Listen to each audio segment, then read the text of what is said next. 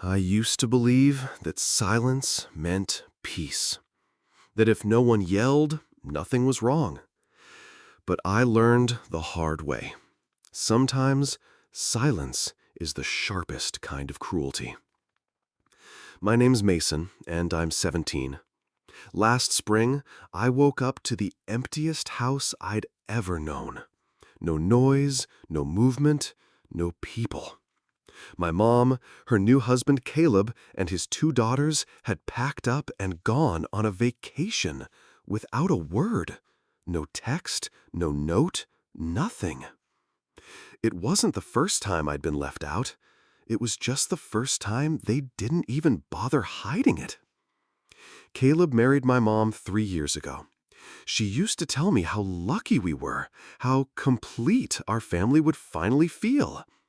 But it never did. From the beginning, Caleb acted like I was static, something in the background. Not hated, not insulted, just ignored, as if I was wallpaper. His daughters, Tessa and Emmy, followed his lead. 3 people under one roof, acting like I didn't breathe the same air. My mom said, "He's adjusting," or "Don't take it personally," like I was overreacting. But after 3 years, adjusting felt more like abandonment. I'd walk into the room and Caleb would literally turn his head away, like my presence physically inconvenienced him. I'd ask questions, he wouldn't answer. I'd say, "Good morning," and he'd stare through me. I stopped trying to get him to like me. I just wanted to be seen. Mom told me she made sacrifices for me, that she stayed in town, skipped promotions, stayed single for years, all for my sake. So now I was supposed to sacrifice a little and accept Caleb. But she never asked me if I wanted her sacrifices. She just traded them in for guilt. So when I woke up that Saturday morning to find the entire house empty, no note, nothing, I knew it wasn't a mistake. I checked Caleb's Instagram and saw it. Palm trees, beach chairs, his daughters grinning in front of a water park. Caption, "Family Getaway." I stared at that one word, family. Apparently, I wasn't part of it. The longer I stared at that photo, the more it twisted something inside me. Caleb, in swim trunks and sunglasses, held up a coconut with a stupid grin on his face. Tessa and Emmy were splashing in the pool behind him, water frozen midair like joy had been caught in motion. My mom was smiling beside them, sunburnt cheeks and messy hair, happy in a way I hadn't seen in a while. And me? Nowhere. There were no empty lounge chairs, no extra towels, no sign that anyone even expected me to be there. Just them. The new family. The one that apparently functioned better when I wasn't in the picture. I slammed my phone down, my breath coming in short, angry bursts. I wasn't hurt anymore. I was furious. For 3 years, I had let this slide. Caleb's indifference, his daughter's icy silence, the dinners where I sat at the table like a ghost, passing the salad while no one acknowledged I existed. I thought maybe, just maybe, things would get better. That if I was patient, kind, polite, he'd come around. I mean, I babysat Tessa when she had the flu. I cleaned up Emmy's art supplies without complaint. I remembered their birthdays. I laughed at Caleb's dry, painfully boring jokes just to make dinner less awkward. And it didn't matter. None of it ever mattered. Caleb never said a single word to me unless he was forced to. Even then, it was something dry and transactional. Pass the salt, don't forget your shoes. Eye contact? Forget it. The guy would rather talk to a potted plant. When I asked my mom why he acted like that, she'd brush it off. "He's just a quiet guy, honey. He didn't have siblings growing up, doesn't really get teenagers. He'll warm up, you'll see. But he didn't. Not after a month, not after a year, not after 3 years. And now, they were on vacation, laughing, smiling, living like I never existed, while I sat in an empty house like some disposable afterthought. I called my mom. She picked up after 3 rings. "Hey, Mason, everything okay?" she chirped, the sound of waves and laughter echoing behind her. "Where are you?" I asked, trying not to let my voice crack. "Why didn't anyone tell me you were leaving?" There was a pause, then a light laugh. "Oh, sweetie, we didn't think you'd want to come. You're always so quiet, and it's just a short trip." "You didn't think I'd want to come?" "Mason, don't make this a big deal. We're just away for the weekend. I needed a break, and the girls—" I cut her off. "You could have at least told me." She sighed. "I didn't want drama. I thought you'd enjoy having the house to yourself. I left you groceries. There's pizza money on the counter." Pizza money. Wow, that was her peace offering. That was her way of saying, "Hey, we excluded you on purpose, but here's $20. Go nuts." I hung up before I said something I'd regret. The house was too quiet after that, too big, too hollow. I wandered from room to room like I was searching for proof I still belonged there. A photo of me and Mom on the fridge from when I was 9. My hoodie still draped over the back of a dining chair. The framed Happy Mother's Day card I'd made her 2 years ago. But it all felt fake now, like museum props left behind after the real show moved on. That night, I didn't sleep.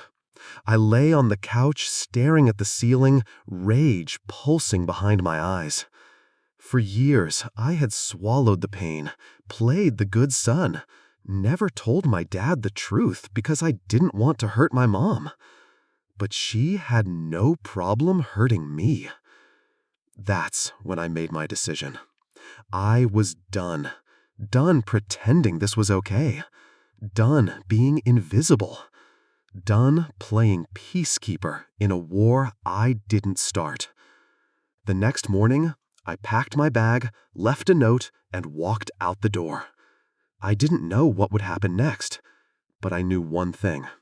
I wasn't going to be the silent casualty in someone else's version of a perfect life. I didn't look back when I left.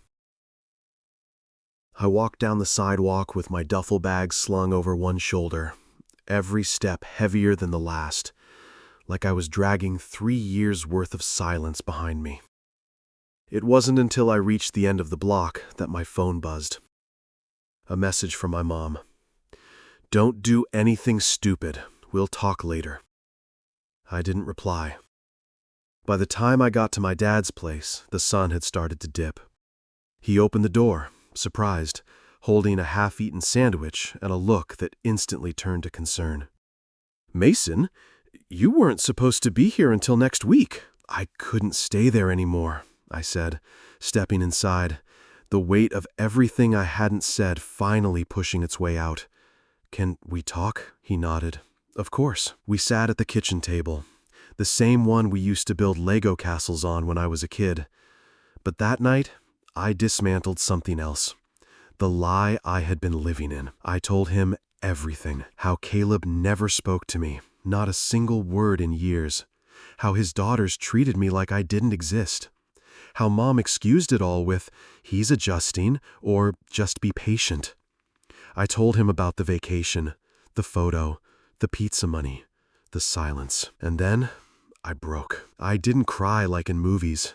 No dramatic music, no poetic pause. It was ugly and raw, shoulder shaking, snot running, voice cracking until the words barely made sense. But my dad didn't interrupt. He just sat there, listening, really listening. When I finished, he pushed his chair back, stood up slowly, and placed a hand on my shoulder. "You're never going back there," he said quietly. What do you mean? I mean, this is over. I should have seen the signs earlier. I should have asked more questions. But I see it now, and we're going to fix this. The next morning, he made calls. To his lawyer, to my school, to his therapist friend who worked with teens. By noon, he had already started the custody motion. Meanwhile, Mom sent me 2 texts. "Where are you? You better not have told your father anything. This is going to blow up everything. Come home, now." I didn't answer. Then came Caleb. That afternoon, he called my dad's cell. The first time he'd ever directly reached out. My dad answered on speaker. "Mason is fine," Dad said. "He's with me now. We'll be filing for full custody." "What? That's insane. He's being manipulative," Caleb snapped. "He abandoned the house. You're letting him get away with reckless behavior." My dad was calm. He didn't abandon it. He left a note. And he left because he was emotionally neglected by you and your daughters. You've created a home where he doesn't feel safe. That's not a teenager being rebellious. That's a child surviving. Caleb cursed under his breath, then added something that sent chills through me. "I knew this kid would be the end of everything." The call ended. I sat at the table in stunned silence. That sentence, it confirmed every suspicion I'd carried in the back of my mind. It wasn't that he didn't know what he was doing. It wasn't confusion. It was intentional. He hated me. But here's the twist I didn't see coming. His hate wasn't born from anything I did. 2 days later, I found out the truth. It started with an email from Caleb. I almost deleted it on sight, but the subject line stopped me cold. "I owe you the truth." He explained everything. Back when he first started dating my mom, he wanted to move in with her and bring his sick mother along.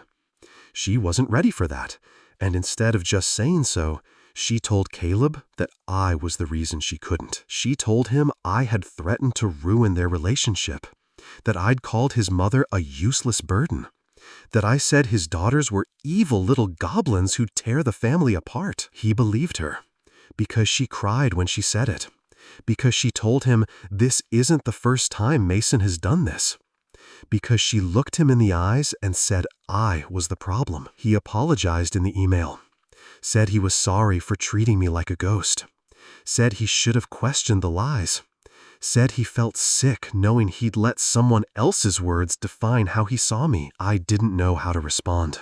I still don't. But for the first time, I understood something deeply, painfully. My mom betrayed me, not just emotionally, but with intent. She sacrificed me to build her fantasy of a perfect family. And for 3 years, I carried the weight of someone else's lie. Now, I was finally setting it down. Caleb. No, Rick now. I couldn't even think of him as a stepfather anymore. Packed his things and left just days after sending me the email. Mom tried to stop him, sobbing at the front door, clutching his arm like a woman clinging to the edge of a dream slipping away. But he didn't flinch. 3 years, Rachel, he said, voice low but shaking. 3 years I ignored that boy because I believed you. That was the first time I heard someone call me that boy and not feel invisible, but seen, acknowledged, not by Rick himself, but by the reality of how much had been stolen from me. When he walked out, Mom lost it. Not just emotionally, she spiraled. She called me 5 times in one afternoon, left voicemails, some begging, others angry. She texted my dad, demanding he control his son, as if standing up for myself was some rebellion instead of survival. Then the guilt campaign began. "You're tearing this family apart. I sacrificed everything for you, Mason. I loved you more than anyone, and this is how you repay me?"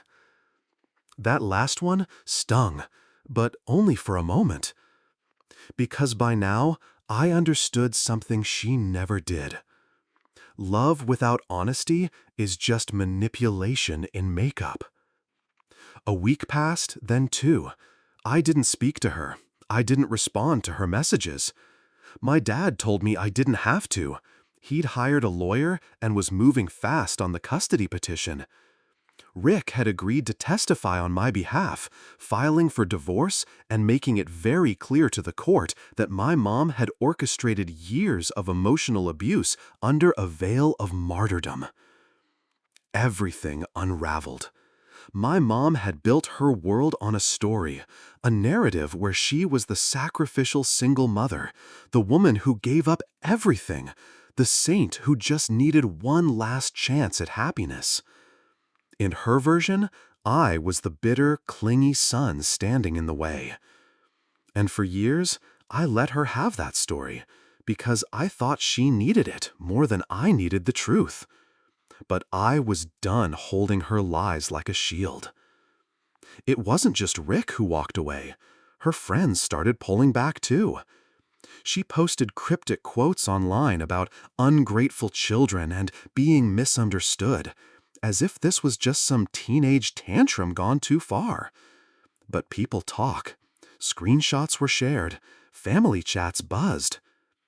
Everyone saw the truth for what it was. She didn't just lie to Rick. She lied about me. And I lived in the shadow of those lies. One afternoon, I got a text from my cousin Serena. We weren't close, but she wrote something that caught me off guard.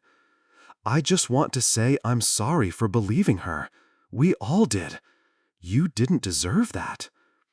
I didn't cry. I thought I would.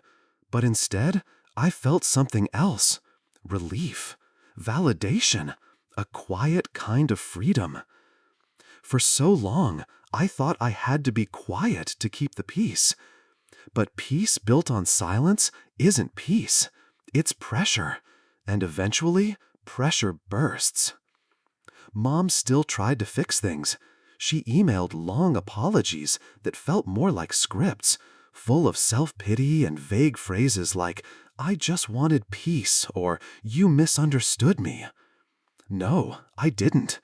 I understood perfectly. She wanted control dressed up as harmony. She wanted a perfect story, even if it meant casting me as the villain in my own life. But I wasn't her scapegoat anymore.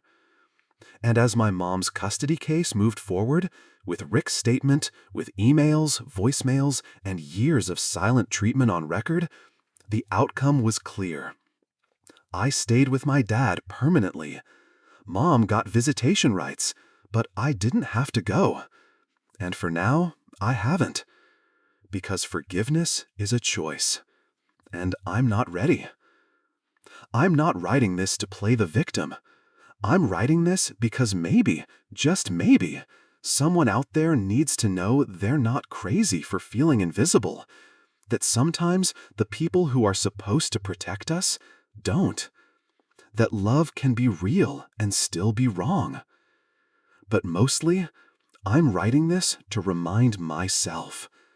I exist. I matter. I am not the story they told about me. Winning full custody didn't fix everything overnight, but it gave me space to breathe. For the first time in years, I woke up in a home where I wasn't walking on eggshells. No one avoided eye contact. No one treated me like wallpaper. The air felt mine again. My dad kept his word. He didn't just file papers, he followed through. He got me into therapy. Not one of those cold, clipboard types either. This woman, Dr. Jennings, had kind eyes and a voice like a warm blanket. She didn't start with, "Tell me everything." She started with, "What games do you play?" She understood I didn't just need someone to unpack the trauma. I needed someone to see me. And slowly, I began to feel real again. I started talking. Really talking. Not just in therapy, but online, in forums, in streams, In places where I wasn't just the quiet kid in the corner. I was a player, a voice, a presence. It started small. A stream of me playing Hollow Rift, narrating while building a city in survival mode. I thought maybe a few people would watch. Instead, hundreds did. Then, thousands. But it wasn't just the gameplay. They stayed for the stories. I didn't pour everything out at once, just little pieces. This level reminds me of when I felt invisible. This quest, kinda like standing up to someone who didn't think I had a voice. People didn't scroll past. They typed messages. I feel this too. Man, same with my stepdad. Thanks for saying it out loud. The chat wasn't just fire emojis and GG anymore. It was full of healing. One night, I shared the full story. Not in detail, just the truth of what happened. The silence, the lies.